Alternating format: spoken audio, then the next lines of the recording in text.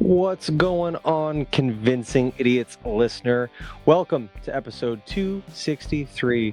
This week, we are going to be mourning the loss of a rock legend and celebrating a truly out-of-this-world talent in Ace Frehley. We are also going to be discussing, for our question of the week, comic series. Which of them would we like to see most animated, perhaps in a TV series or film? And finally, in our last segment, we will be unfortunately disappointing you, and we will be telling you about some of our most disappointing horror films of all time to get into the swing of spooky season. So, without further ado, let's start the show. You guys enjoy your whatever that is. All right, test. Test. Call it again. Convincing Idiots. Convincing idiots. Called it ham gravy. I informed them that I sided with the stat man, not just anyone's opinion, the stat man Brian Fisher. Kids today. Jingle All the Way is in fact the best Christmas movie of all time. I need to get Grandma a present, and my herpes is flaring up. I got it. Mm-hmm. Yo. I'm the millennial We're Santa. three friends representing three different generations. That's our whole shtick. That's our thing. Mm-hmm. Nick got the whole poop. Mm-hmm. I'm standing in the sea Caucasian. breeze, holding a turd, just mightily. I'm just going hitting hats. Anyway, on a lighter note, Welcome to the podcast. Welcome to the vodcast. Welcome to the broadcast. Boys and girls, welcome to the show. This is Convincing Idiots. My name's Dean, the Zennial. Brian Gen X. And I am Millennial Nick, and we are Convincing Idiots. Here we a are. weekly podcast of three friends representing three different generations, getting together here each and every week to discuss all things nerd and pop culture. So, if you've not already done so, be sure to go and find us to interact with us on all your favorite social media accounts.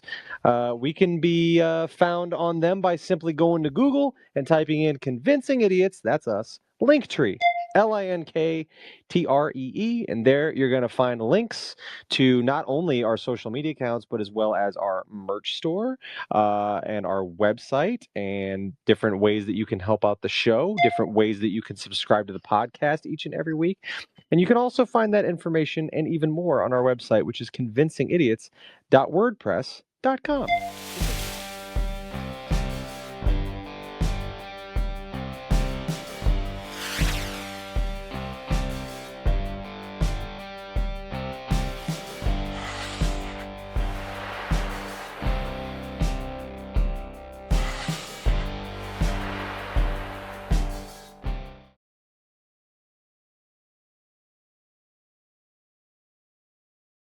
This is episode 263 of Convincing Idiots that you are treating your ear holes to this evening. And so what are we treating our taste buds to this evening there, Dino? I'm just Man. going with straight up Coors Banquet, The banquet beer. There you go. Colorado's own. Nice. Brian? Very good. I have another Sam Adams Fall Pack beer. I know one of Dean's favorite here, also the Flannel Fest Ooh, that is by a good Sam one. Adams. It is good. It's a Munich style Dunkel, nice German style Mhm. beer. You know what? If they, I don't know if they make these separately or not, but these are They quite don't, good. 'cause I I've would- only ever seen those in the That's- sampler. Yeah.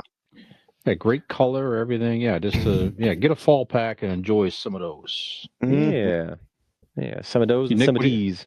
Yeah, I'm having, I made a little stop at my local discount drug mart this evening, and I got some pumpkin spice latte ale from Masthead Brewing. It's quite Mm. delicious. I'm enjoying it very much. They've got the, what do I usually get from Masthead? The pumpkin, the hayride or something like that, pumpkin ale, Yeah. haunted hayride, something like that. But I saw this one, and it's very good. Big fan. It does have definitely a pumpkin spice latte taste to it, and nice in color, good body, looks great in a Convincing Idiot's pint glass. So You are a basic we're bitch, rocking. you know that? I am getting my basic bitch on, Mhm. boys. That's right. very Mhm. nice. Show me those Uggs. Jugs? Them too. Boys, how we doing? All right, man. Give me let's start out with some idiot recommendations here, brother. So, anything you saw, heard, watched, you want to recommend? Give me one thing over the past week, if anything. Nick, when we start with you. Yeah. So this week I watched a Friday night, I believe it premiered. I Like Me, the John Candy documentary on Amazon That's Prime. good. So good, man. Oh yeah, like the trailers damn near brought me to tears. But yeah, the it was really good. Like I mean, tons of people in it. Obviously, recanting John Candy's life and his work and his his whole just career. And Dan Aykroyd's in it, Marty Short, Steve Martin, Catherine O'Hara, and Tom Hanks. Colin Hanks, his son, is the one who made it. Both John Oh, Candy's kids are in it and stuff like that. So just really good, really really good. A lot of what's it? home video footage and things like that. It's on Prime Video. It's on Okay. Amazon Prime.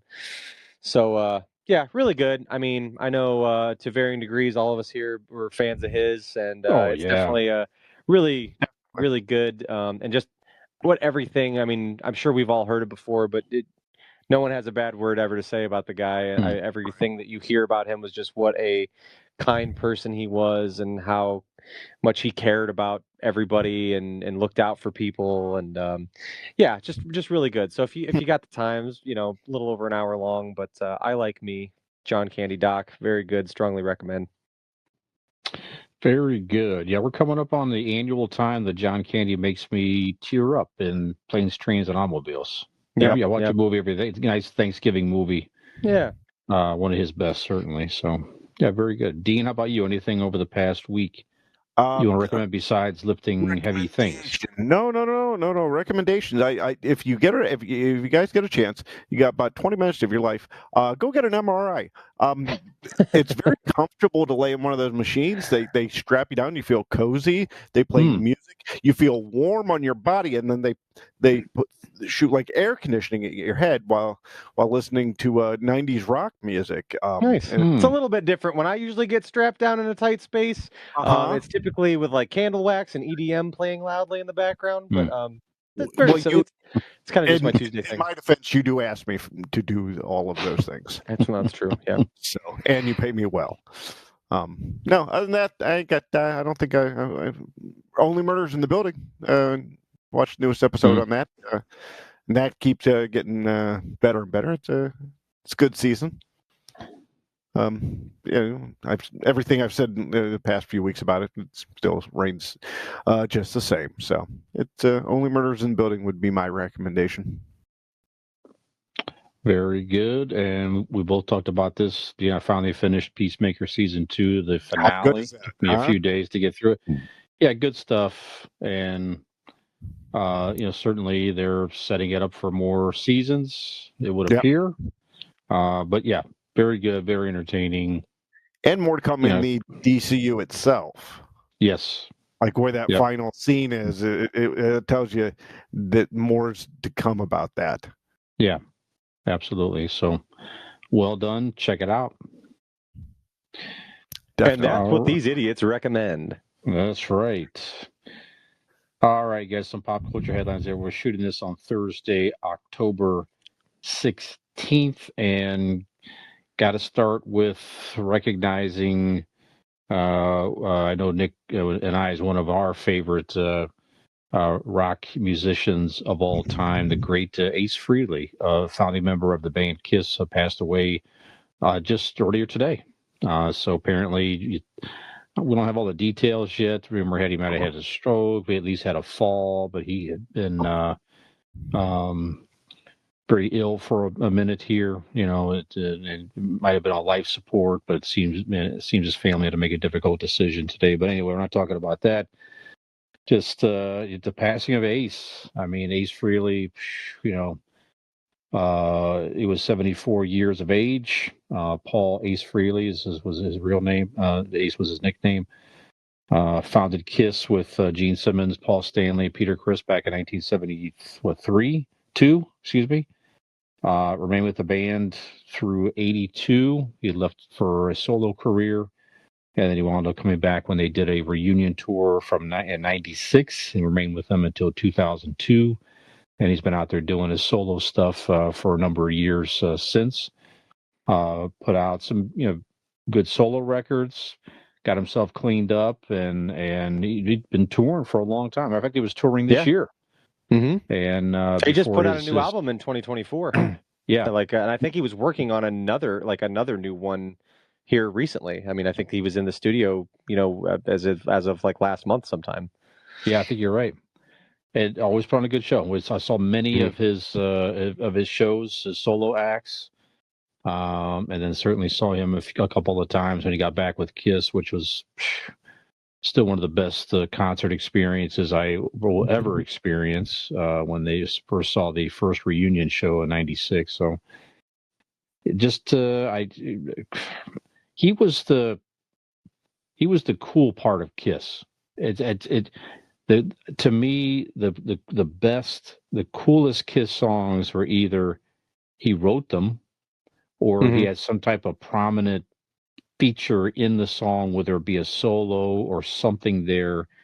Yeah. And when he left the band, it just, not that they weren't still good, I was still a fan, but they just never had that same edge until maybe you could argue Kiss Revenge. They got back a little bit harder there for a second there, but it just never was cool without Ace Frehley. So, Yeah. Nick, I know you're a huge Kiss fan as well. What are your thoughts on the passing of the great Ace Frehley, sir? Well, you bring up a good point. You forget how many, even though, maybe he didn't sing all of them, but Ace wrote a ton of Kiss songs. I mean, especially those early ones. I mean, he wrote a bunch of the great songs. And, dude, I don't where do you start? Ace Frehley was people who are detractors of Kiss or either like to hate on him or don't like the commercialization of the band or, over the theatrics or whatever. I love Kiss, and this is not to disparage anybody else in the band, but I have no problem saying to anybody that of the four original founding members, Ace Frehley is far and away, hands down, was the best musician of the group. A true, absolute icon and a legend, and inspired so many other great guitarists and people who are legends in their own right, like Dimebag Darrell from Pantera. That Ace was his hero. It was who he idolized as a kid, and yeah, man, Ace was, like you said, just cool. There was something I wanted to bring up, the fact that so Ace, in his guitar solos, there was the smoking of the guitar and all this stuff, and he, wore all this shiny, shimmering stuff. Something about his facial expressions always I was very enamored with. He looked like he literally was on another planet. Like he was, you know what I mean? There was this just kind of euphoric experience. It was almost romantic, like the way he would play his guitar. I don't know. He was so, I don't know if it was just part of the showmanship, or I'm sure there was a certain, he was just kind of so in a groove state, like a flow state, when he was there. But such an incredible guitarist. That's only one facet of Ace to me, though. The others, like you said, Brian, I got to see Ace solo a couple times, and going to an Ace Frehley show was like going to part rock concert, part stand-up comic show. He was just fucking hilarious. Like everything he had to say between songs and stuff, he was so fucking charismatic. I made an Instagram post tonight and just said he was pure charisma. It's like that guy was the life of the party, I'm sure. In every, I talk like I knew him and I didn't, and maybe in some ways I feel like I do, but you know what I mean? He was always just, he had to be, he seems like he was the life of the party in every room he ever entered, always just charismatic and funny and witty and just cracking himself up and laughing. And, he had his struggles through the years with drug and alcohol addiction, him and Peter. That's why, they were, no longer, they were booted out of the band. But man, I loved Ace Frehley. I feel a little bit like it sounds dumb to say, but kind of almost felt like I lost a family member today. You know what I mean? Kiss is a big part of my life, my childhood. My dad and my mom and dad introducing me to them, and then I get to kind of carry that on with my kids. And my youngest Oliver is a big Kiss fan, and he was pretty bummed to hear that news today too. But it's just it's a real sad day. This is a big one. This is our first founding member of Kiss that we've lost. And lucky to have had so many years with them, but yeah, it's never easy. like that. And so I like to think that wherever he is, I like to think Ace is out in the cosmos, ripping some guitar solos maybe, and goofing off and cracking himself up and just having a blast playing his guitar. And Space Ace, thanks for the memories. Well done, Nick. Good impression. Yeah, thank Good you. Yeah, impression. watched a lot of Ace stuff in my days. It's pretty good from the Bronx. Good kid from the Bronx. Yeah, he always reminded Gene and Paul, like, this is supposed to be fun. Yeah. Remember, we started this to have fun. Don't take Right. this so damn seriously. We're out here to have fun. Ace always Right. kept them in their place. Yeah. Many times it seemed like. Make no in mistake, interviews, if you were to whatever. hang out with anybody from Kiss, Ace is the one you want to have a night with. Yeah. Like Ace is going to be the most fun for sure. Yeah. Yeah. Yeah, for sure. Yeah, as a matter of fact, one of my oldest friends, Jim, that you guys know as well, that's how we became friends, was Ace Frehley. We were talking at work. We had a little telemarketing job in high school age, and we didn't know each other at work. We were sitting on other sides of the little room here, and they had an advertisement for the Frehley's Comet that was coming in 1987. Yeah. Up to Cleveland on tour, and I'm like, oh man, Ace Frehley comment. He heard me make a comment, and that's what got he and I talking initially. And the first thing we ever did, hanging out, was go to that Ace Frehley concert. Became fast friends after that, and been like brothers ever since. So I told him today, hey, yes, definitely. One thing that Ace did for sure is, we may have not met and become friends without Ace Frehley. So Yeah. so definitely, Nick. Cheers to Cheers to Ace. Cheers to Ace. So, Dean, I know you're not as much of a Kiss fan as Nick and I are, certainly, but any thoughts on Ace Frehley? Not really. Only because I don't know that. I know that I couldn't say it better than what Nick just said. Honestly. Yeah. Okay. I mean, Well, thank Nick, that was very good. Yeah. What can you say about it? The talent that you and everybody else hadn't said, and the entertainment that he's given to so many people for so many years. Yeah, it's just rest in peace. Yeah, for sure. All right. Well, we're moving from one death to another again this week. Stack them up. Brian, who else did we lose this week? I did not know this man's name, but I know that we all know his work. Okay. We had a similar situation recently here too, but Drew Struzan.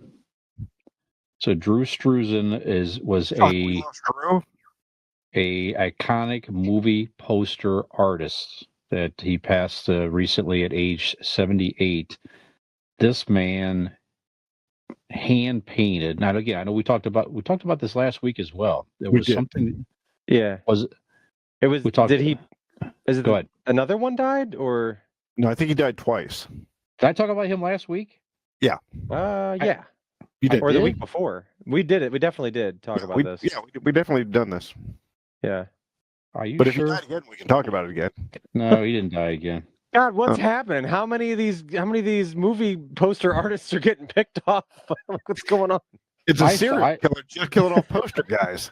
I like traditional photography posters. We'll edit this out. I didn't think I talked about him. Actually, leave it in. I like that we did this. Yeah, I like it. Yeah. But who listened anyways, really? You know what? This is news. So what did he give us a brief? What did he do? No, didn't he do like Hold on. It was a similar story, but it was a different movie poster artist. That was another. So 2 weeks. So they are Renato Cesaro. I talked about 2 weeks ago. Oh, he did Conan the Barbarian, Fistful of Dollars.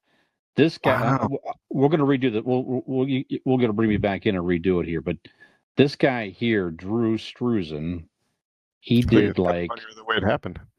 Well, he did like all of the prequel Star Wars movie posters. No, he did Indiana Jones. I looked it up because I had no clue who you're talking about. He did Indiana. He did the Back to the Future. He did when the Star Wars came out with a special Yep. edition and re-released them. All those cool Star Wars posters. He did those. He did the Goonies. He did Harry Big Trouble in Potter. Little China. Yeah, the picture with yeah. Can I just point out that I like that his name? I like Nick? that his name is Drew, Mhm. and that he drew posters. Mhm. That's right. Look at that. I like that. Yeah. That's Or clever. painted them, whatever. Yeah. Whatever. All right, so let's I wish my redo mom that would part. Made me paint. Yeah. All right. All right. Bring me back in here again, if you will. We'll Okay. pick that back up again. Okay. All right. 5, 4, 3. Hey, Brian, I heard they're murdering a lot of poster people. Tell us about it. I guess they are. So, yeah, 2 weeks ago we lost an iconic movie poster artist, and then Nice, we dude. lost That's very another nice. one. Yeah, Touching. and he was not murdered. Poor man Oh. had Alzheimer's for the past year. Poor man. But Drew Struzan, another part of certainly our childhoods, definitely in my generation, for sure. So he was an iconic movie. He died at age 78. This guy was so many. It's so many to even name here, but some of his more well-known posters are Indiana Jones and the Last Crusade. He did the special edition Star Wars posters. So when they re-released Star Wars, all those new posters. He did Back to the Future. All three of the Back to the Future posters, the iconic Michael J. Fox with the watch, looking at his watch and everything. The Goonies, Harry Potter and the Sorcerer's Stone, Big Trouble in Little China, The Thing. Nick, I know that was one of our favorite movie posters of all time. You and I, he did For that. sure. Very cool. Just so many, and you just go back and look at his work. It's really just amazing work. And he also painted for Alice Cooper, Welcome to My Nightmare, his album cover, which I think it was nominated for one of the best album covers of all time in some Rolling Stone list previously. But just you go back and look at this guy's work, I mean, just super, the talent was amazing. Again, He did Masters of the Universe. Yeah. And once you look at his style, you can see that's him. He did Rambo. The ones you're describing and like some of the ones I'm seeing in my mind's eye, I'm like, oh yeah, I guess it wasn't like it was very realistic, like not like comic booky or real. I mean, like very realistic art, true to life. Yeah, just amazing stuff here. And he did something for Spielberg, and he and Lucas. Both those guys would used him frequently throughout his career. What's that, Dean? No, I was just listening to you. That's all. Oh, okay, all right. So just amazing. I don't know what to say. Just an exceptional talent, and that's another one where it's like, man, so many of those movies and some of those posters, you could picture a lot of those posters. And E.T. he did as well. I mean, just again, so many. Wow. So, I'm looking at a lot of them now. And I didn't really recall, just like you said, how iconic and amazing these are. And I also didn't realize how homoerotic Back to the Future 2's poster is. Yeah. Doc is standing right behind him. Yeah. Like, how close do you have to be to that teenage boy? Like, his dick is in his pocket. Yeah. I promise. Take a look. It's something to behold. Mm-hmm. Anyway, what were you talking about? The art. The talent it's of the homoerotic variety. Yeah. There's a lot of talent in Doc's. Yeah. Well, we said the same thing about the other lost artists not long ago. But it's just a lost art. You just don't see that type of art anymore in the movie posters, and it was just something. I saw some people talking about mentioning similar comment. It just took it to it was just a cooler. It just felt cooler. It just felt more exciting. Whatever that movie was, it just felt like it was just going to be a different experience when you saw a cool movie poster like that. I don't know. It just made you more excited to go see the movie. Again, like we said before, different era. You're not watching trailers online, blah blah blah. But so the poster definitely there was something to it to draw you to draw your interest to it wherever you saw that poster. But again, just amazing artwork. Before internet or even the amount of different trailers you'd see on TV, you would only see them in the theater, one, and then two, you might see the poster out on the marquee, like in the upcoming section. That's right. Like you wouldn't even know what a movie was until that was the first thing you saw was that poster. Yep. Hell, I remember the last one I remember seeing, I think it was Jason Goes to Hell. That poster was on West Theater's coming soon section for a long time before that movie came out. And like, you just see that metallic Jason mask with the demon coming in, snake coming through it, and you couldn't go look up the trailer. So that's all you have to look forward to is just that poster. Yeah. Well, I'll pause it. Any thoughts on his talent, his posters? And I don't know the who he was necessarily, but we all definitely know his work. Yeah. Oh, absolutely. Yeah, definitely. Like I said, it took you saying, like, as you were naming the movies, I'm like, oh yeah, I didn't notice that they were drawn necessarily, just because they were they were like collages of images kind of thing. Sure. But very. Incredible work. One, from a unless you get real close up, you don't know that that's a painting. Yeah. You would think that's a straight up picture. Some of the Harry Potter and the Sorcerer's Stone or whatever, I can see that, in my head, and I'm like, oh yeah. I mean, but between Dolph Lundgren on the Masters of the Universe poster and the Back to the Future 2 poster, I mean, I don't know. This guy's got me in the feels.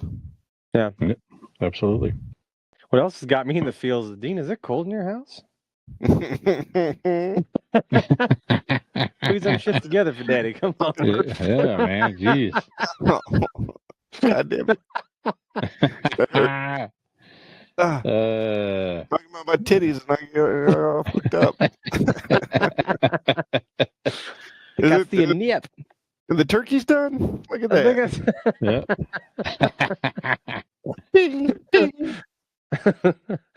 Well, you get me looking at Doc Brown and that close to Marty, and it's exciting, happens, buddy. I can't help it. Somebody's gonna be over here cutting glass. That's all there is to it. That's right. It is. Exactly. And just to mention his name again, by the way, so 2 weeks ago, the other artist we lost was Renato Cesaro. He was an Italian designer. He did Fistful of Dollars, Conan the Barbarian, and many other ones too. So you think those two are fist fighting up in heaven? No. Oh. No. Okay. Be a lot cooler if they were. Yeah, it would. Suplex. All right, Brian. Who else died? We'll move past, and there were other deaths, but we're not talking about any more deaths right now. But was there more celebrities that died? Diane Keaton? Yeah, Diane Keaton passed away. Yeah, we got to bring up that. Yeah. What did she draw? What did she ever draw? She didn't draw shit. Some audiences, maybe. She drew box office. She sure did. Mm-hmm. Yeah, she was in a lot of good movies. Annie Hall, right? So Woody Allen movie, right? I think she was. Was she married to? Right? Yes, that's right. Yeah, one of the biggest films of all time. Yep. Do we need to mention this? I don't even. Well, it's like it did three deaths the evening, but she did, again, very, very, very good actress. Brian, we're in spooky season. We're here to talk about ghosts and spooks and ghouls and dead people. Yep, that's right. That's right. So many good movies. Let's see. She was in like you said, The Godfather. Mm-hmm. Let's see here.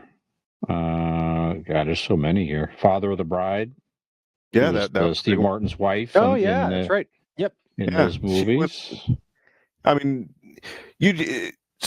There's some actresses or actors out there that demand, like when you see them, it's going to be class, like a Meryl Streep type situation. And she was definitely one of them. When you saw her, she was going to be in the cast. You knew whether it was a silly comedy like Father of the Bride or The Godfather.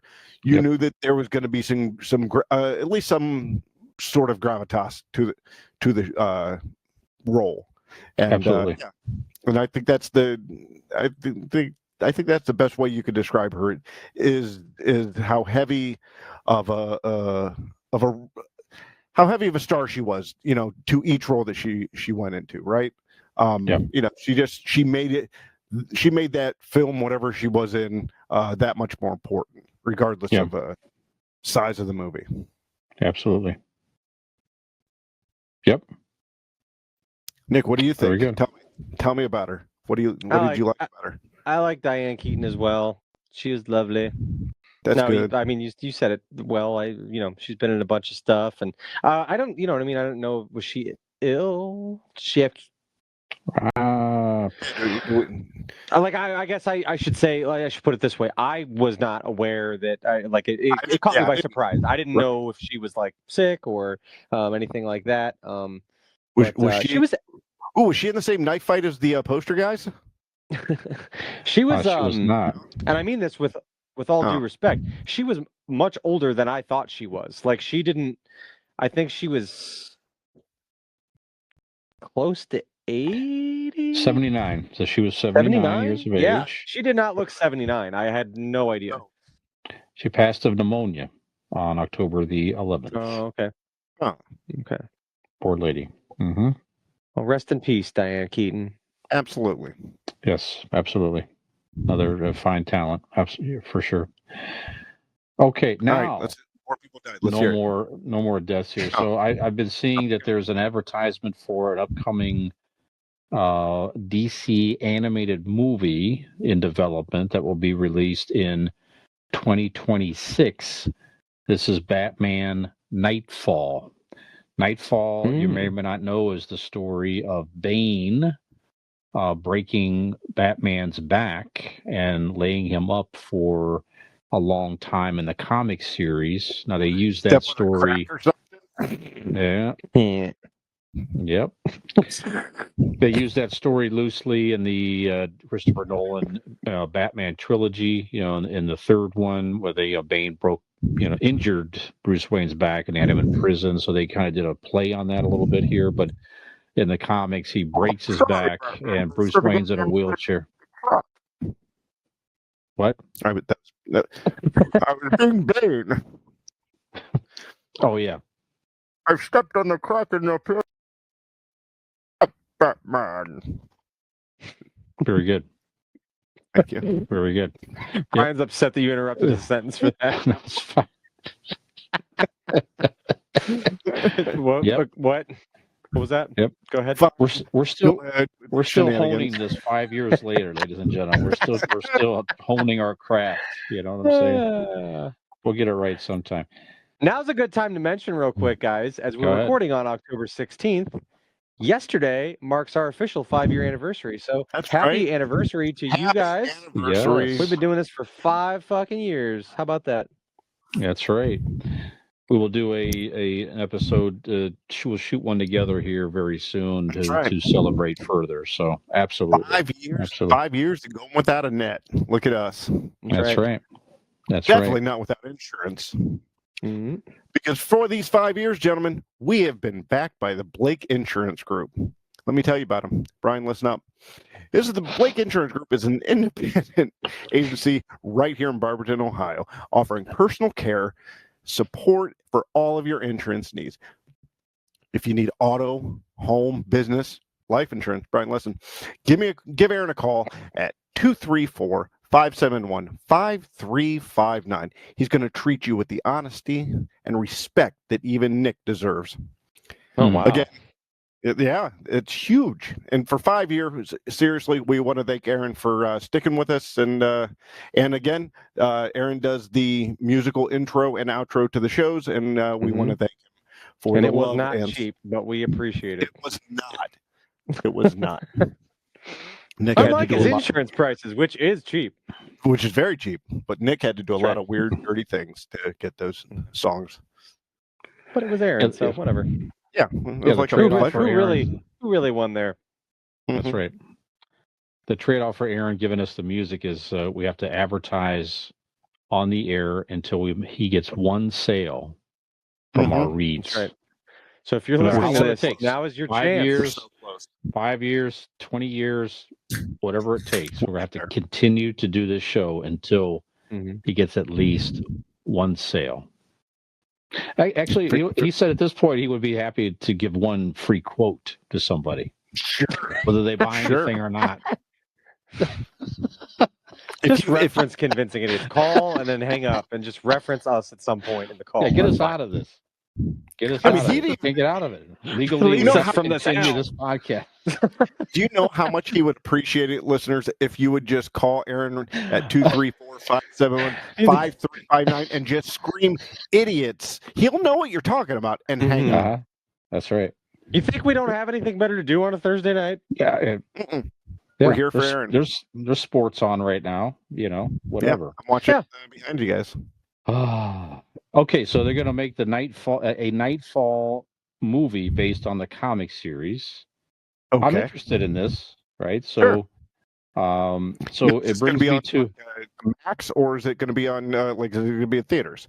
I am not certain there yet, but it is DCU thing. Don't have all the facts. Yeah, well, I've just seen the headlines. What happened to the Statman we knew 5 years ago? He would have had all this shit lined up. You guys know worn when down. anything's happening. We have beaten him down. That guy's worn down, man. Yeah. Yeah, I have like almost zero a dark facial hair at this point, but no, but it's anyways, I'm interested in this. So it brings me to our Ask an Idiot question of the week here. Just give me if you can mention if you're interested in Knightfall or not, if you're familiar with it or not. I have the whole original series. It was a great series, very intriguing. They bring in another Batman to replace Batman. Bruce Wayne trains him. He starts going off the deep end. And then Bruce Wayne has to train to, first thing he has to do is stop the new Batman from running amok. The guy's too violent. He has like an armored suit on, a guy named Azrael or something like that. It's a very cool story. So Bruce Wayne has to reassume the mantle by force. Was it in fact like his cousin, was it Bruce's cousin, Juice Wayne, played by O.J. Simpson? No. Juice Wayne. That guy was running amok. That motherfucker was reckless and dangerous. God damn it, Juice. We don't kill people. Fuck the Juice is loose. Damn it. Alfred. Give me the fucking my fault. I didn't know. All right, so give me a comic. I don't care if it's a character or you must have quit. That's right. A character or a comic series that you're interested in. It would be great if they made an animated version of it. Give me something, Nick. Again, I don't care if it's a character or maybe it's a particular storyline of a character. What would you like to see made if you could pick something to get developed? Boys, it's been 5 years, and I just want to pull this out to show you guys I have learned a thing or two in that time. This is what they call in the biz as a tie-in. Okay. How about Kiss Psycho Circus, the comic book made by Todd McFarlane? How about an animated series or movie based off of that in the Todd McFarlane style? Kind of think the Spawn animated series. It was on HBO. Sure. Something like that. Something darker, something a little twisted, and that standard, McFarlane style and comic book drawing animation. I like that. I'd like to see a Kiss Psycho Circus. Like an animated movie. That'd be cool. Yeah, so you could I call like it Kiss. Well, let's see. Kiss meets the Phantom of the Circus, and make it not ridiculous. How about that? And you know what? I like that a lot. I like that a lot. Very good. Dean, do you have any? Yeah, Bazooka Joe. I don't think that he got the love that we all had for him when we opened up that beautiful pink bubble gum. We enjoyed the hell out of those little comics, but we don't know enough about him. I think that we should. Where's the origin story? Where's the origin story? Why the eye patch? What happened? Why the eye patch? Did it have something to do with a bazooka? I don't know. Surely it was a bazooka accident where he only lost his eye. Did he have an eye patch? Am I thinking wrong? Yeah, he did. Yeah. And maybe the bazooka only shot gum, and somebody shot gum into his eye. Do you like when you get gum shot in your eye, Nick? Well, that's kind of personal, isn't it? I mean, this guy's over here with the bazooka just shooting gum after gum after gum after gum in people's eyes, and I think it's dangerous. But I just love to see. Yeah. No, go ahead. You'd love to see what? I just love to see this as an animated feature film. That's all. Yeah. Okay. I realized about 3/4 of the way in that you only picked that so that you could say gum shot and shooting gum. Mhm. That was probably what. Nope. I actually that was Thought right about off that the on the top of my fly. head because That off the cuff? Right We off the are evolving. Look at that. because I actually had a different answer, and it just popped into my head. The Bazooka Joe thing. Yeah. Mhm. Yeah, I would so- like it there again. I'd like a grittier, grimier Bazooka Joe Yeah. that is maybe more adult oriented, where he's like think like he's Duke Nukem. He's got he's There you armed go. with a I bazooka, like that. and that's Bazooka Joe, and he's got the eye patch, and he's all maybe smoking a stogie, like he's sure. that'd be You get sweet. gum. You get gum. You get gum. And gum all over the place, just sticky and gooey and Yeah, dripping off everything, just gum dripping off of everything. gum everywhere. People are all slathered in the gum. Oh know? yeah. Just a massacre Hmm. of gum everywhere. Yep. Well, I'm picking 5 years, ladies and gentlemen. 5 Come back. years. 1987. Craven's Last Hunt. I don't know if you've heard of this or not. They've re-released it over time here. So it was a very dark Spider-Man storyline where it was supposed to be at the time Craven and Spider-Man's last battle against each other. Now this is the black suit era. Just started with Spider-Man right around in that time, and Craven tracks down Peter Parker and appears to kill him, and literally buries him in a coffin at a grave site, thinking that Spider-Man is dead, and then he wants to assume the mantle, Craven does, of Spider-Man. So he gets a Spider-Man suit, and he starts running around town fighting crime. And people start noticing, man, Spider-Man's a little bit too violent here. He's not acting himself and all of that. And then, of course, Peter Parker is not dead. He has to literally drag himself, break free of a coffin, get out of the ground and get out of it, and then go after Craven. And there's a whole big, huge battle. But it's a very, very cool storyline. You can find a graphic novel of the story. Very dark. I think that would be an excellent standalone movie, and give Marvel a chance to do something a little bit darker and grittier, like some of these cool DC projects and things that they're doing. Yeah, So that I would think be it'd be cool. very, very cool. So Craven's Last Hunt. I'd watch the shit out of that. Yeah, that's cool. Absolutely. But do check out the graphic novel. It's if you want something to pick up here, you can find that out there online. It's not real expensive. So. All right, guys, it's a spooky season, so we thought we'd do a Halloween theme type topic. We're going to take a break, and Nick's going to tell you about the main topic right after this. Gen X Brian here from the Convincing Idiots podcast. If you're enjoying our show, tell a friend. And if you're not, well, tell 2 enemies.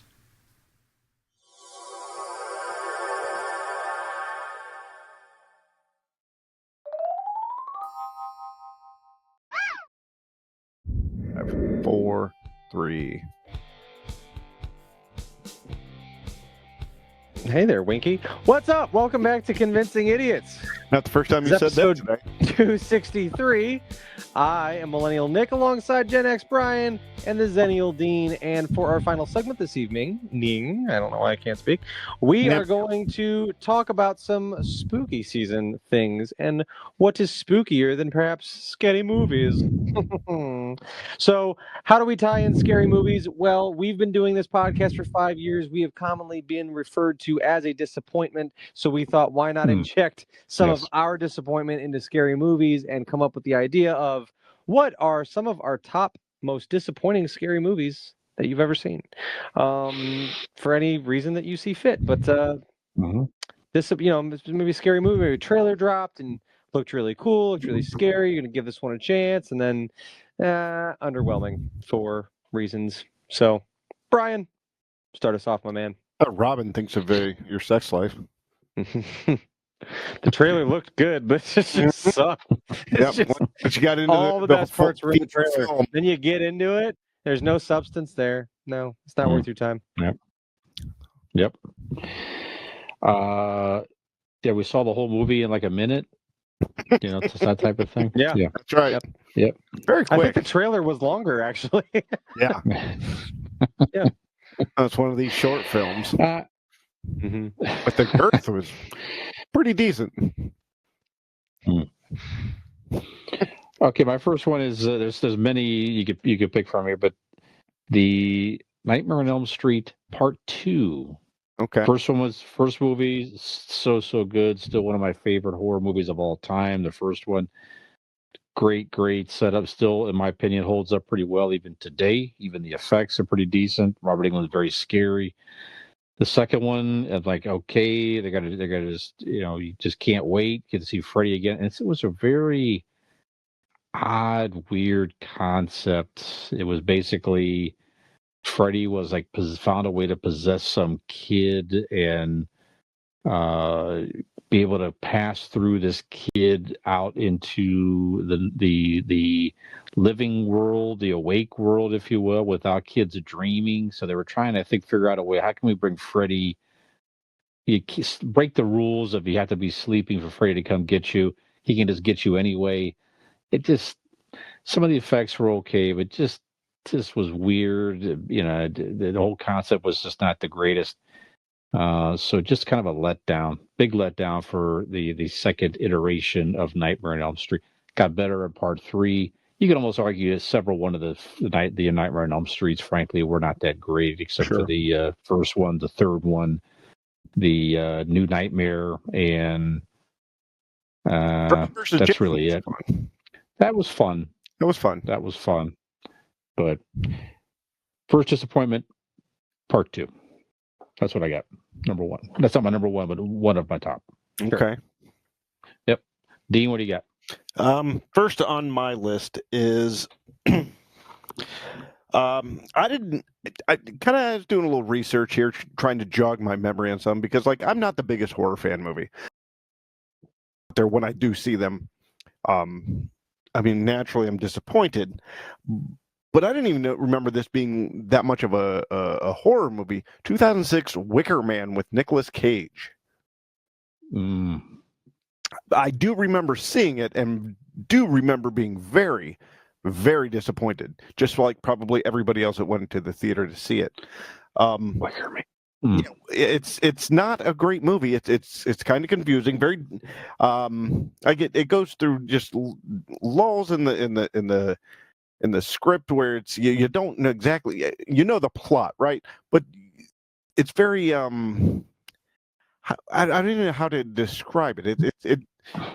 It's very it just drops for no reason, during the plot. It's not a good movie. But again, it's one of those where the trailers brings you to theater. But I went to theater and I was very, very disappointed. Okay. If you look up Rotten Tomatoes, it has to be one of the lowest rated, I would assume. Okay. Nikolai. All right. Well, I like Dean. I don't really watch a ton of horror movies. And honestly, I will just preface this by saying the reason that I don't watch a lot of horror movies is because of the very reason that we're doing this subject this evening. Is I am disappointed by, I'm going to say, a good 85 to 90% of horror movies that I see.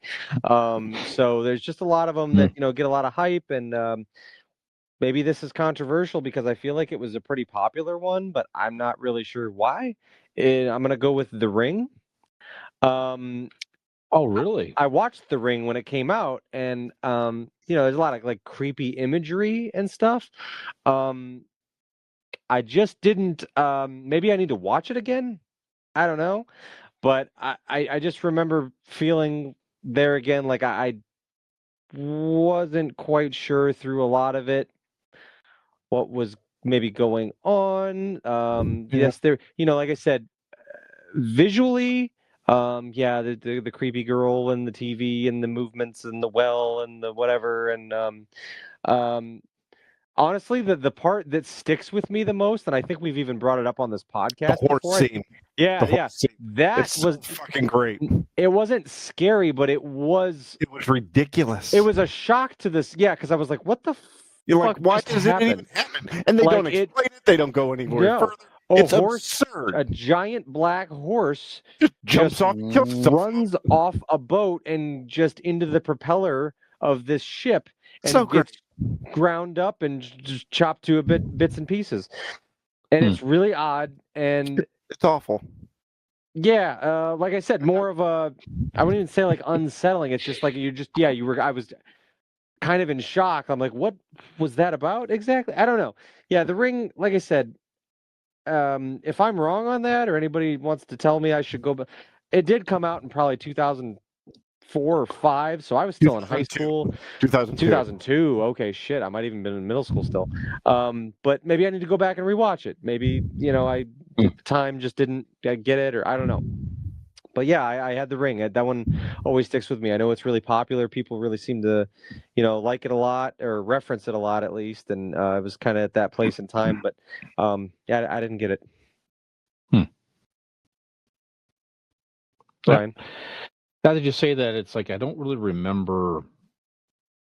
I remember the exactly the parts you're talking about, the creepy parts, and all, there was nothing really memorable about it. But it was a creepy concept. Yes. Like you said, the visuals are creepy, but Yes. I don't know.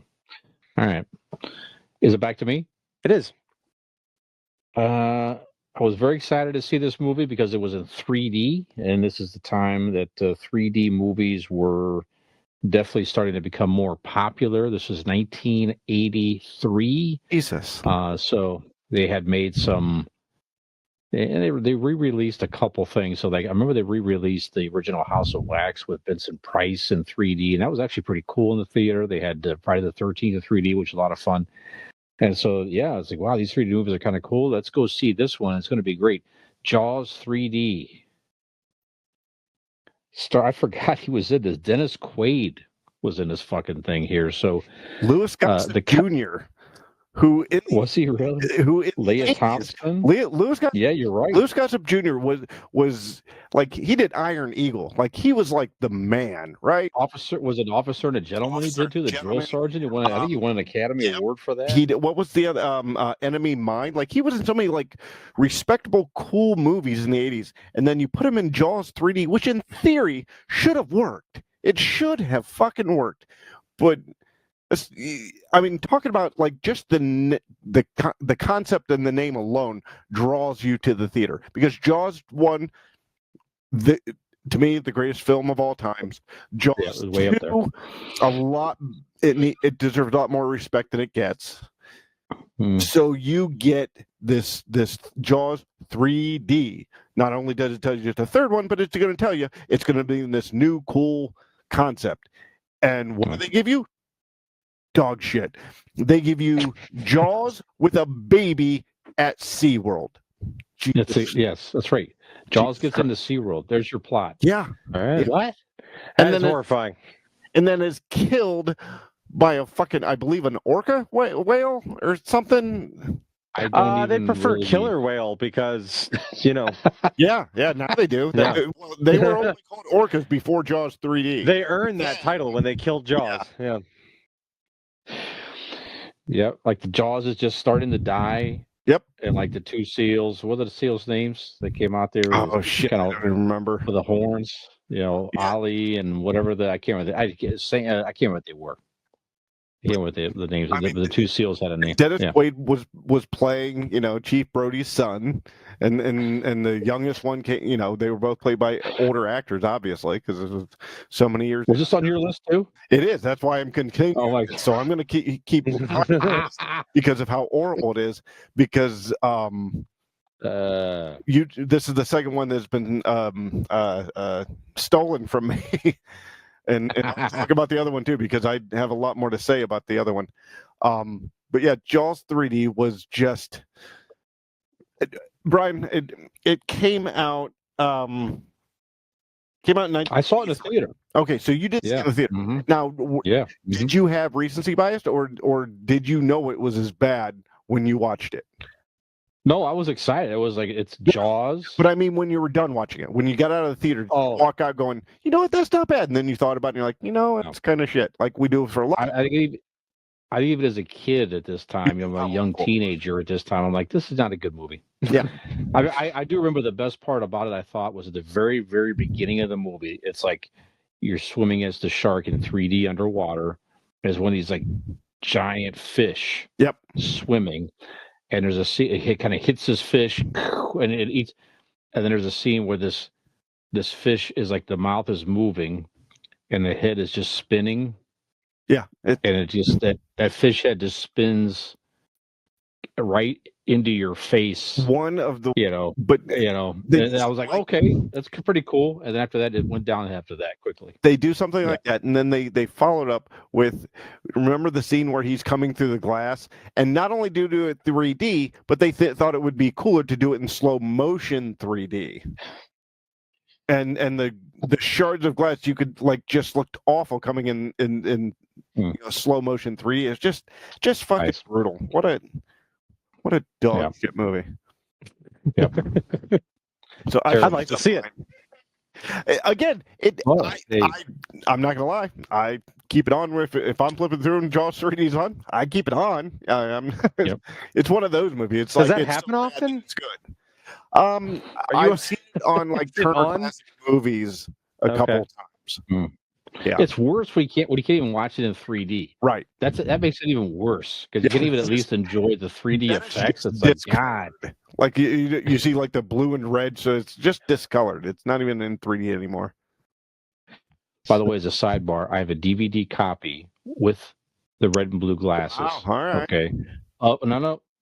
Of Friday the 13th Part 3. All right, that's cool. When you watch that at home, it does work a little bit in 3D. When you put the old-fashioned glasses on, you do get some of the old 3D effects. Not as good as a theater, sure, but that would be a fun evening experience that we could watch. Maybe Friday the 13th 3 with the old-fashioned glasses. We could order like a stack of those fucking glasses. Sure, and then do like a 3D movie night. Finding like two movies back to back with 3Ds. That's a fun, and that's a fun 3D movie. Anyways, I digress. All right. Yeah. So yeah. Okay, so we both think Jaws 3D. Jaws 3D is the dog shit. Nikolai, very now good. Back to you. Okay. My next one was one that was kind of making the rounds a handful of years ago. It was getting a lot of praise from people. People were saying it was a really great horror movie and all this stuff. It was getting good reviews. So I was like, great, we'll give it a shot. Everybody says it's creepy. Everybody says it's a thinker. It's weird. It's whatever. Check it out. It's called Hereditary. Oh, dude. Yes, I saw this. Yeah. So. Go ahead. Okay, so tell me if I'm. This is obviously on my list as disappointing. I just I heard a lot of hype about this movie. We watched it. Similar, like all of the movies I name are going to have the same theme in the fact that they all have creepy imagery. There are things in it that that's weird. It's creepy. But the plot. I'm not. So you know how Dean talks about Napoleon Dynamite and how he hates it because it's like, what the fuck? Like, where is this going? What is happening?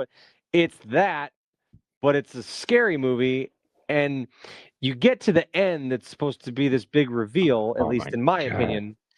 And I suppose it was a reveal in a way, in a sort. However, it just kind of left me with even more questions at the end. I think I left that movie with so many more questions than I ever intended on or ever entered with. The little girl, the sister that is, and there again, similar to the Ring, the surprise horse scene. The little sister in this is they're driving down the road and they're going real fast and she's holding her head out the window and feeling the breeze, and all of a sudden, is it a mailbox or is it a mailbox or a electrical post fucking takes her head clean the fuck off, like rips the That's little girl's awesome. head right the fuck off, decapitates her instantaneously.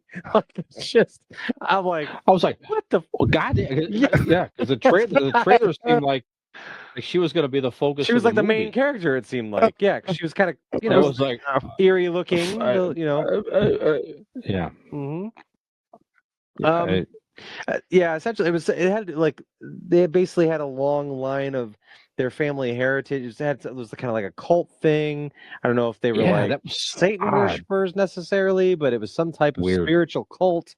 And he finds out at the end. It's just very strange. Again, it so many zigs and zags, and at the end it just does it even more. And I don't know. I was way yeah. lost with it. So, yeah, Hereditary is on the list for me. So when I saw that movie, Nick, this is a true story. So, my lovely sweet daughter Peyton, this was Father's Day, and spend time with Dad. Do whatever you want to do. I'm like, you know what? I kind of want to see this scary movie. Let's go to the movies together like we used to do. We had a very nice brunch at the Honeymoon Grill on Manchester Road. Very nice time. And then let's go see this movie. I took her to go fucking see Hereditary in the theater. And she was just like, we're both like, what the fuck? And Peyton's a teenager here, you know what I'm saying? You know, like high school age, you know. Bless her heart, so sweet. Did whatever Dad wanted to do, and I'm like, I'm so sorry, sweetheart. I am so sorry. Peyton walked out and immediately broke his best mug on the ground and just You don't stomped deserve this. Smashed it in front of me in the parking lot. You know.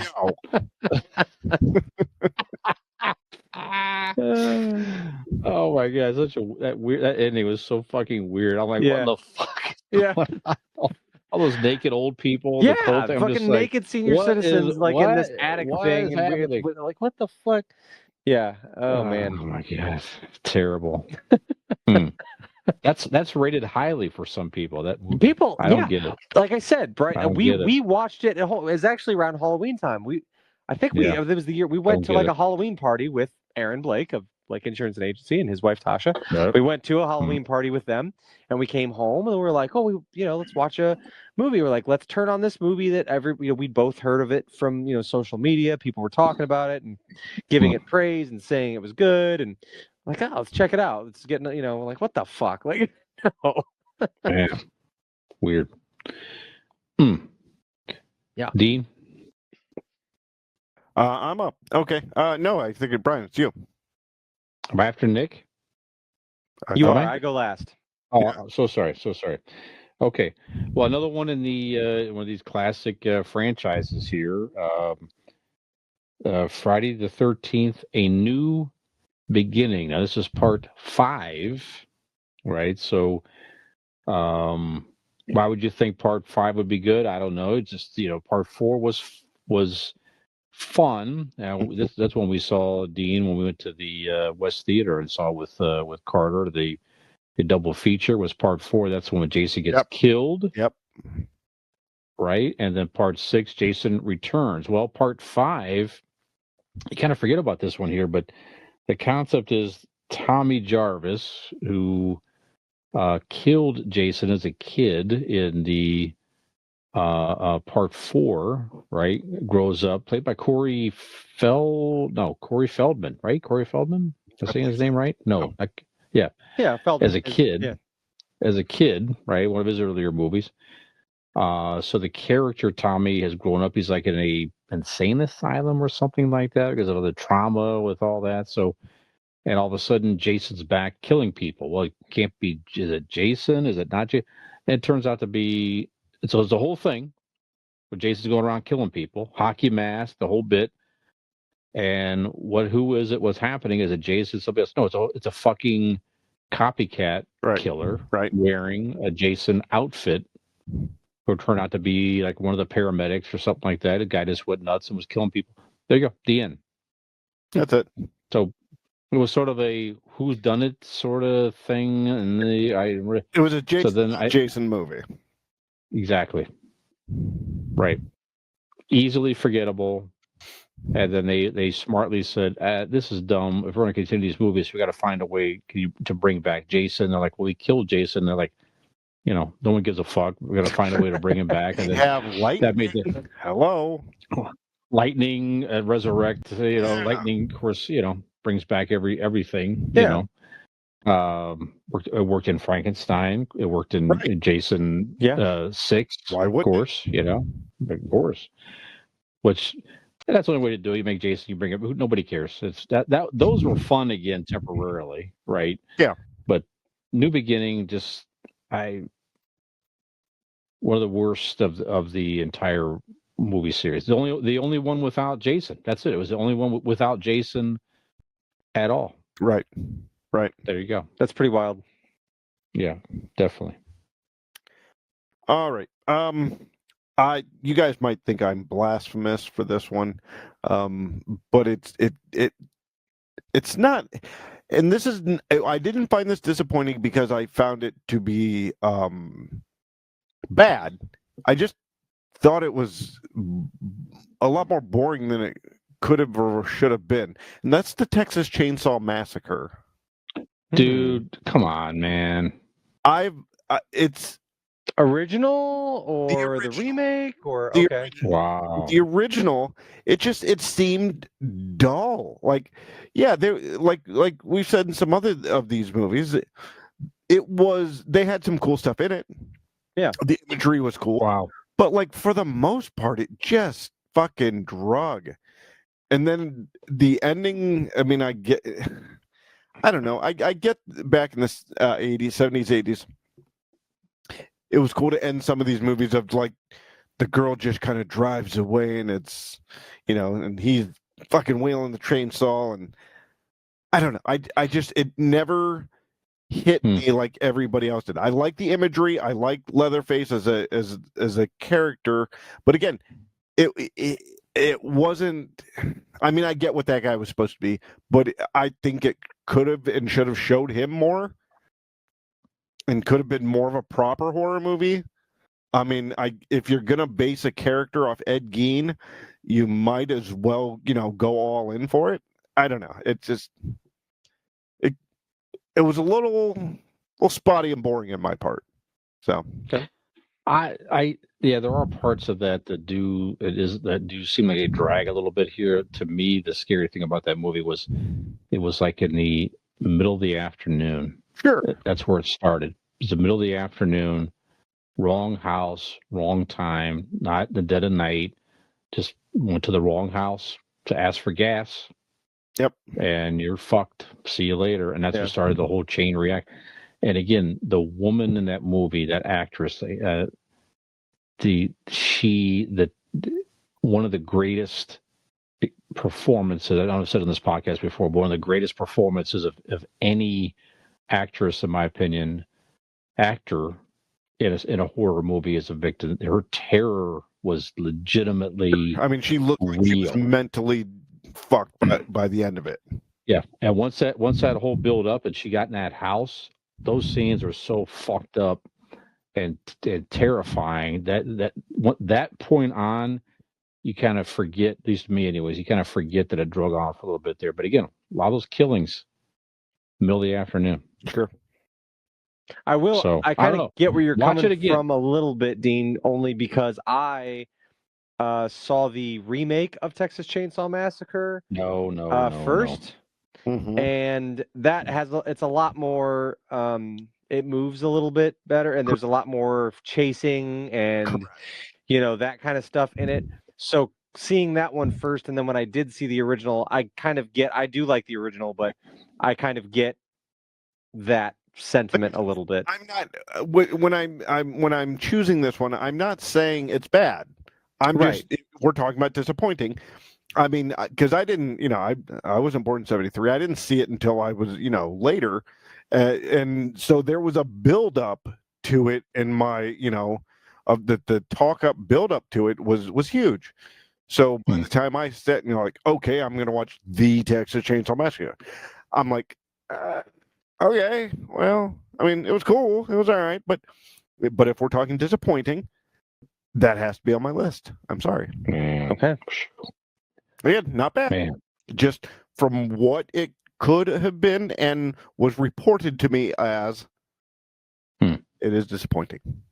You're wrong. Okay, well, you know, By the way, Marilyn Burns Marilyn is the actress name. Burns. Played Sally Hardesty. Marilyn Burns, fantastic. It's not the first time you've Fantastic. been wrong, Dean. It shan't be the last.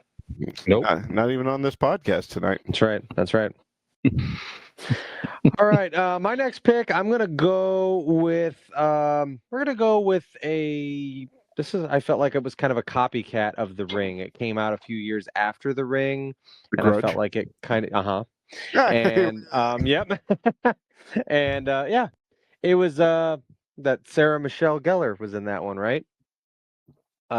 She was the lead, I believe, in The Grudge. I felt like it was a copycat of that movie, which I already, as you know from earlier in the list, wasn't a big fan of The Ring either. I understood the concept of The Grudge way less than The Ring. I don't know what. I can't tell you much about it. It was not memorable. There was a weird, pasty looking Asian kid thing with a big giant black mouth that I don't know. They were just going for eerie, weird, surprising visuals, and I don't know. I feel like it really missed the mark. I mean, however qualified I am to say what the mark is, like I said, don't watch a ton of them, but that one. I remember going to a girl's house in high school that I was seeing, and you know, we tried to start watching it, and it just I don't know, not anything that really stuck with me, other than the fact that I really had no clue what the fuck was going on. And there again, it was one of those times. At the time, it was the big horror movie to see of the season that year, and I don't understand why. Would you say you hold a grudge against this movie? I don't hold grudges, Brian.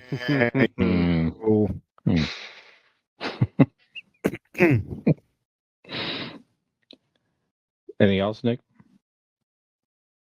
On The Grudge Nope. or any other movies? Yeah, on The Grudge. Oh, Sorry. no, it sucked. Okay. It's awful. Okay. It disappointed me. All right. Boo. I could have been I'm gonna give sucking you face with somebody for that time. Mhm. Instead, I'm watching the stupid fucking movie. There you go. There you go. Another in the Nightmare on Elm Street franchise here. The remake in 2010, A Nightmare on Elm Street. Terrible, horrible. Now, I did like the idea that if I recall correctly, they were trying to go back to give you more of the backstory of Freddy Krueger. That was interesting. They were sort of did that on the Halloween movie, the Rob Zombie did. You saw more of how did Mike Myers come to be? That's sort of interesting. But It came from SCTV. Yep. That's correct. That's correct. Wanted to play Wayne and so forth. No, but it's just not a good movie. You can't. I've talked about this before on this over the years, but you can't replace Robert Englund as Freddy Krueger. You just can't do it. Don't do it. All the other actors you can do it because certainly they're faceless. They're the Jason you can replace, of course. Michael Myers you can replace it. Just hulking killers. You cannot replace Freddy Krueger as I'm sorry, Robert Englund as Freddy Krueger. You just can't do it.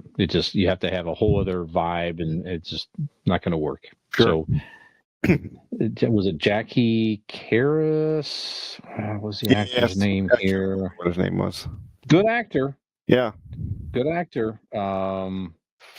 Just not his fault. It just was not a good movie. Just not the right guy, man. If not for that, now he did play Rorschach in the Watchmen movie, which was fantastic, right? So I know you haven't seen that movie yet, but he was awesome in that role. Loved it, and with the creepy superhero type characters, but just didn't work. This remake just did not work. Very disappointing. Don't do it. All right. All right. Who's next, Dean? I guess I got the last one. I'm gonna go. What was it? 2021. Halloween Kills. So they did the last 3 trilogies of Halloween. That was the second one, right? That's the second one. The first one was a good movie. Like, it was a good horror movie. It was a good, solid. The plot was good. All the actors were, on fucking target, right? And so you're really, really, really looking forward to the follow up, which is Halloween Kills. Oh boy. I mean, talking about not only disappointing comparative to what you'd seen before, it's just a really horrible movie. Like, that was the one that the majority of it took place in a hospital or something, and nothing to do with Mike Myers. Like, it was like the whole "Killer Dies Tonight" or something. What was the chant? What was it? What were they chanting? Something. Evil dies tonight. Evil dies tonight. And Anthony Michael Hall. Anthony Michael Hall was the one of the main characters. It was just Jamie Lee Curtis was barely in it, right? Wasn't she sort of? She was like in the hospital from because it takes place essentially later that night from the first movie. Right, because she's hurt from the first one, laid up, so she's not really an active character in this one. Right. And the main character in the first one died at the end of the first one, which was a cool twist. But it just that Halloween Kills was such a fart in church. Yeah, I agree. It was a letdown. I mean, you expected so much and then nothing. Nothing. Just brutal. So I like fart in church. Thank you. Yeah, that's a good one. Terrible. Halloween Kills is on my second to last one on my list. Yeah, good. Nikolai? Next up, this is my favorite one on my list. This is the one that I actually kind of like because it's so silly. And I don't know if it's supposed to be or not, if they were going for that or what. I Nick, think you're off video, by the way. Sorry. You're off video. Yeah. Yeah. Been for a while. How about now? No. Nope. Oh. I left momentarily. There you are. Oh, okay. Now you're back. Have I been gone? Yeah. Just while Dean was talking for a minute there. Oh, okay. My favorite one on my list. I think it was like 2009. It's called Drag Me to Hell. You seen that one? I have. Sam Raimi. It's silly, and I think it's fun. I don't know if it's trying to be. It almost felt like maybe it was intentional. I don't know if it belongs. To say it's disappointing is maybe not fair because I guess if you're looking for a traditional horror movie or something scary, it would be disappointing in that regard. But it's so silly. The effects are so over the top, and there's a couple scenes where it's like almost really like bad animation kind of. There's one where there's like this witch in this like barn or this shed, and they drop like an anvil on her head. And her eyes pop out like, blah, like, and it's just very over the top and goofy. There's another. Did they pan up and show Coyote that was the one? It was like that. It was like that though. Like it was that, but like almost bad, like CGI version of that. Like it was very cartoonish and over the top. And there's another scene where they're like they're like sitting around a table with like I don't know, just like a tarot card reader, kind of whatever. They're trying to summon spirits and trying to communicate with the dead, and there's this like goat head thing that starts like there's a goat that starts speaking, and it's very over the top and insane. So it almost felt like when I watched, I'm like, I think maybe they're going for this. Justin Long's in it, and it's so silly. Like, and it's my favorite one. Like, Robin and I talk about it all the time because we're like, remember that movie? And like, we just laughed at it. Like, it was fucking hilarious. So, of the movies on my list, this is hands down the only one I would ever watch again. But not for the purpose of being like a good scary movie, but it's just kind of funny. It's actually probably fun to watch this time of year. You know what I mean? Like around Halloween and just to get a chuckle out of it. Yeah, oh for sure, absolutely. But yeah, Drag Me to Hell. That one's on my list. That's like I said, Sam Raimi did that, so I saw that in the theater as well. It's like his Evil Dead 2 and 3 mindset, where it's horror comedy. Yeah. Okay. which is Okay. kind of what it's supposed to be. They didn't So hit the mark it's then. not. So yeah. It's not intended to be super serious. If you haven't watched Evil Dead, I mean, I love all that stuff. You know, I love Bruce Campbell and all that vibe and everything. The first one was pretty creepy, but the second and the third one, Army of Darkness, the third one, that is a very in line with that type of Sam Raimi horror type comedy ish. Yeah. So I think that's what he was going say for. I enjoyed it. Dragging So out. I mean, for Although what it it was, shocking, I the end liked was it. pretty. The end was pretty shocking and fun. Yeah. You know, and then the scene with the lady in the car, if I remember correctly, Nick, was she's fighting that old lady, that witch lady in the car. Oh shit! I and forgot just about spews out all the shit on her and Yeah. stuff or whatever. Yeah. Again, that's Sam Raimi all the way. Yeah. It's his total humor and all that. Yeah. That part. Yeah, that was good Yeah. too. Yeah. Yeah, that's an But if you enjoyable. don't know, Actually, I went from saying it was but a I get it disappointing if you movie, like don't you should go know. watch this movie. That's If fun. you don't know, I hear you though. It's like I'm looking for a creepy movie, and if you don't know what to expect, if you're not like, I don't know, this is the same Raimi movie, Yeah. I don't know what to expect. And it's like, what the fuck is this? Yeah. If that's your first movie, you'd be like, what in the hell? Yeah. So I get it from that perspective. Yeah. So yeah. and being the title Drag Me to Hell, and it's like Yeah. categorized as a horror movie, we were like, this is freaking ridiculous. Like, this is so silly. Yeah. But Yeah. it was it became enjoyable. So People go on Yeah. Spotify and look up comedy podcasts, and then they find this. It's very Yep. similar situation. Yeah. Mhm. Very similar. that would be horrific. Yep. Right. Horrifically disappointing. That's right. Yep. Mm-hmm. Brian. Let's see. The last one I have on my list. That was it. Actually, no. I have all.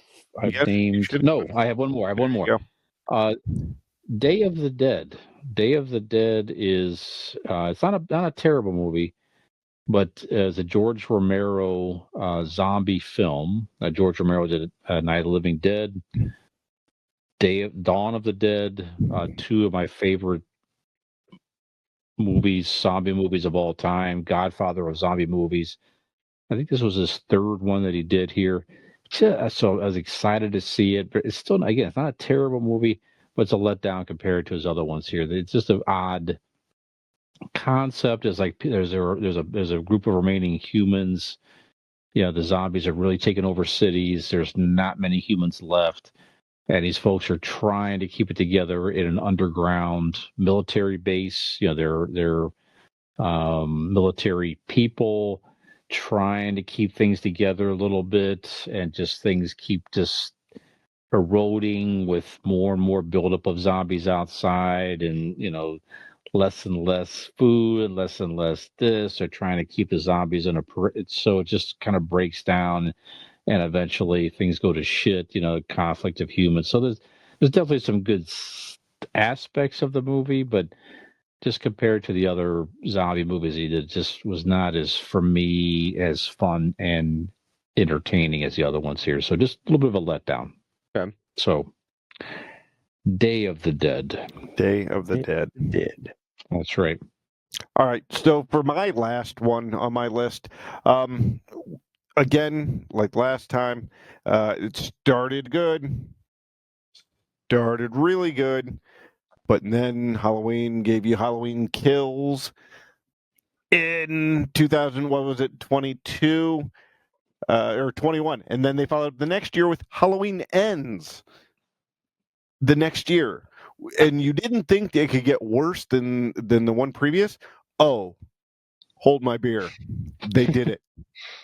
Halloween Ends is one of the worst. It's kind of like that Jason thing where it's like the kid is being possessed, or like Michael Myers is hiding in a sewer or some shit, and this kid's like nursing him back to health or something. I don't know. It's awful. It didn't make sense. The plot was garbage. I don't know how from that first kick-ass movie this series of the franchise fell apart so quickly, but it did. And it fell fucking hard.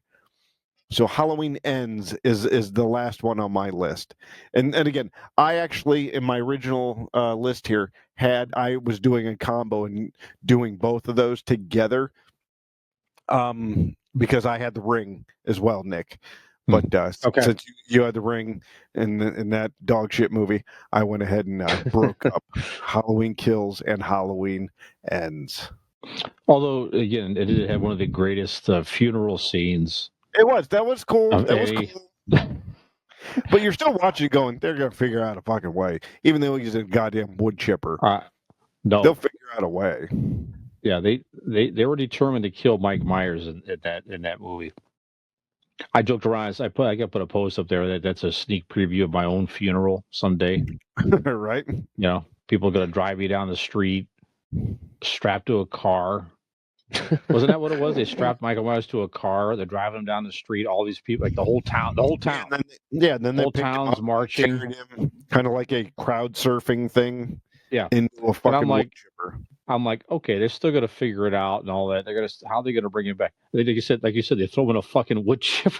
Yeah, fucking just blood splattering Or everywhere. one of those like metal grinder things. I'm like, well, okay, I guess he ain't coming back after that. Or they just reboot it. Yeah, you're right. Just people love that. Loves that character. People love the franchise. What he got chopped up into will get struck by lightning.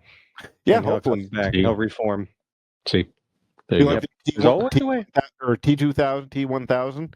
It'll be like blood metal forms up into Michael Myers, and we're on our way. Yep, that'd be pretty slick. Yep. All right. Nikolai, what's your last one? For my last entry, I'm very curious to see what Brian's going to say about this one. I'm going to go with 2013's remake of Evil Dead.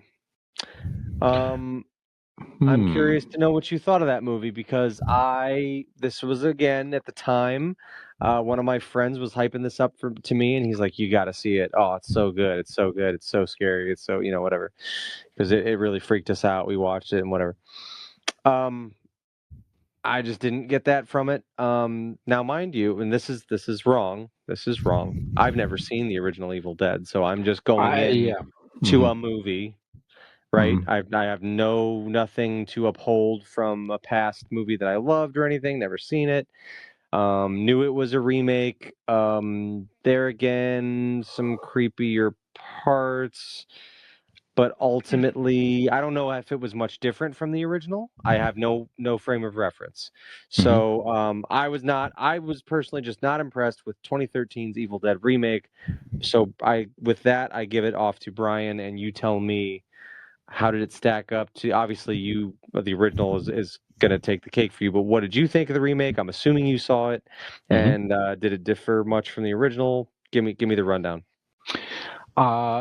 It was in line with the original. I think Sam Raimi was a producer or something in the remake, whatever. So they definitely paid homage to it. Okay. Now, for me, I thought it was a decent, more modern take of the story with the whole. Is she on drugs? Because you were like, what the fact that they're accusing her of being on drugs. It's like all this weird shit she's seeing. I thought that was interesting, and the the over the top, violent fight. Again, that was all in line with the Sam Raimi original, like first couple movies of that, right? When Evil Dead 1 was very creepy. Evil Dead 2 was basically a retelling of Evil Dead 1, but more in the goofier horror type sense, whatever it was. Anyway, I thought it was an interesting retelling of it. I was not disappointed in it. So, matter of fact, of many of the reboots of the original movies, I thought that was one of the better ones in my opinion. But again, I can imagine from your perspective, it's like, I don't know what this is. I'm seeing for the first time. I don't know anything about the Easter eggs and the homages to the original.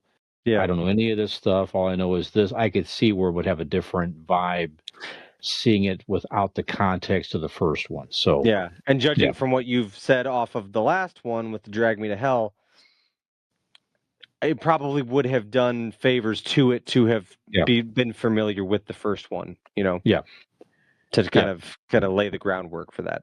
Yeah, for me, not disappointing because I'm such a fan of the original ones, but I could certainly understand your perspective. Gotcha. All right. Good. That's it. That's what I got. Great. Any honorable mentions, real quick? Anybody? I don't. I do. Well, the one I had was Exorcist 2. Exorcist 2. The Exorcist is such a really Hard to creepy, follow weird up. movie. The original, yeah.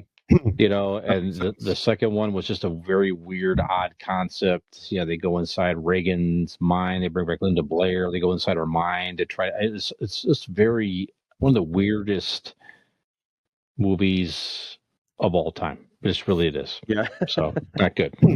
Not good. I think they did fix it though with Repossessed. I think though. Oh my God, Jesus. Really came up better with that Yeah. one. Yeah. Terrible. Yep. And by the way, Exorcist 3, I watched that recently again. That's a good movie. If you go Okay. from the first one to the third one, like George C. Scott is in that one as a detective and all that. I mean, it's just solid acting.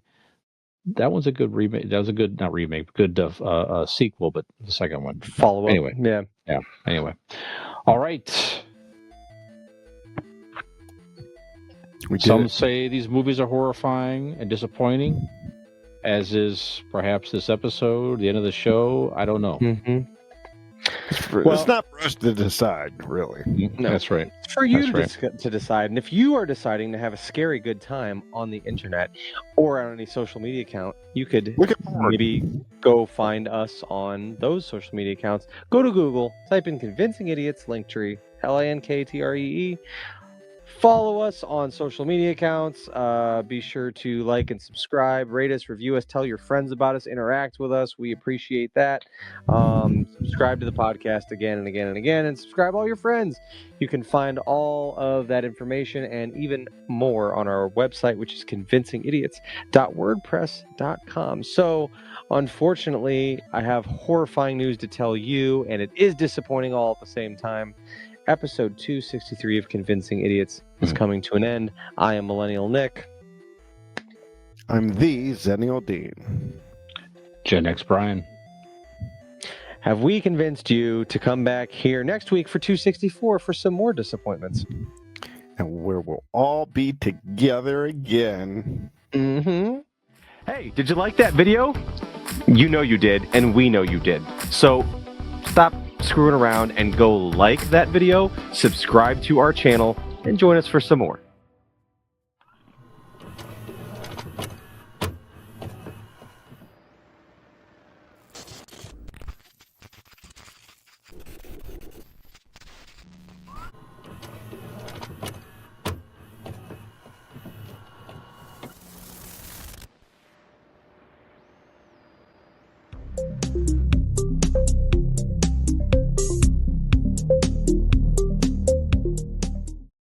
Ham gravy.